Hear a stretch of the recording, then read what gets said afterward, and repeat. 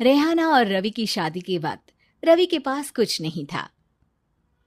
रेहाना, तुमने मुझसे शादी करके एहसान किया है।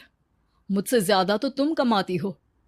अरे तो क्या हुआ, एक दिन आएगा रवि कि तुम खूब पैसा कमाओगे।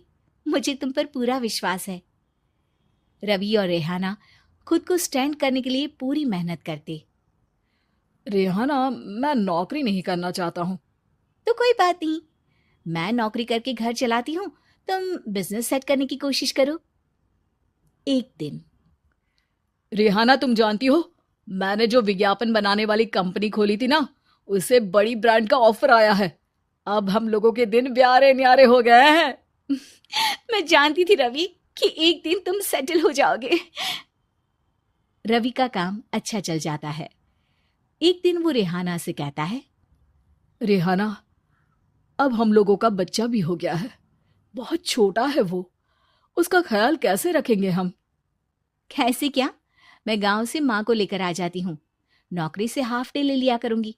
अभी तो वो छोटा है, स्कूल जाने तक मैं मैनेज कर लूंगी।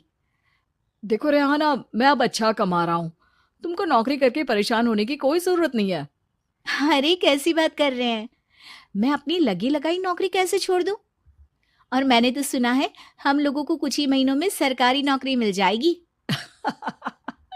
सरकारी नौकरी में कितना कमा लोगी? उतने में तो मैं ड्राइवर रख लूंगा। रेहाना को रवि की बात का थोड़ा बुरा तो लगता है। कम से कम मेरी नौकरी की इतनी बेइज्जती मत करो। भूल गए, इसी नौकरी के बदौलत तुमने अपना बिजनेस खड़ा किया है। अरे वो तो मैं किसी के भरोसे भी कर लेता। देखो, अपने बच्चे को संभालो, घर का काम करो। अब बाहर जाती तुम अच्छी नहीं लगती हो। रेहाना रवि के कहने पर नौकरी तो छोड़ देती है, लेकिन अब बड़े से घर में उसकी कीमत किसी नौकर से कम नहीं होती।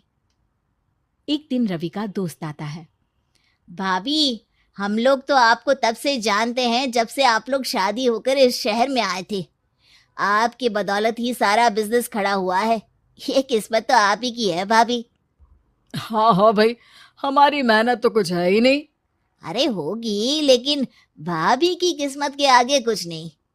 दोस्त वहां से चला जाता है, लेकिन रवि का गुस्सा सातवें आसमान में होता है।